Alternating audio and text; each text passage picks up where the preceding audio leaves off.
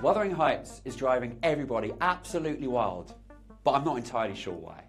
Granted, there's a lot of mad stuff happening in this new adaptation of Emily Bronte's novel from director Emerald Fennell, who's got the world in a Saltburn-style chokehold all over again.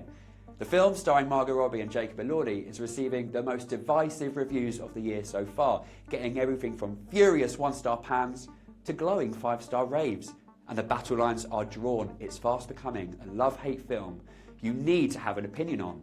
But here's the thing, the film is fine, average, if anything, quite boring. In any case, not exciting enough to warrant all of this conversation. So why are people going mad about the film?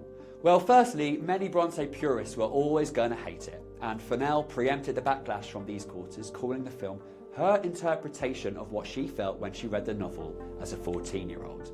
She even went so far as to call the film Wuthering Heights, with the quotation marks, to separate it from other adaptations.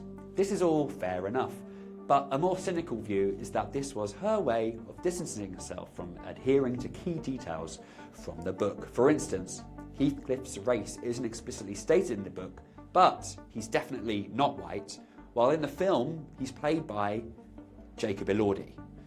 Other Bronte purists have noticed how in the book Heathcliff and Cathy are in their late teens, which makes Elordi and Margot Robbie 2 to 3 times older than these characters. Now, I personally don't really care about all of that, but whichever way you fall down, it certainly changes the dynamic of their relationship. But look, all of that aside, the film doesn't go far enough.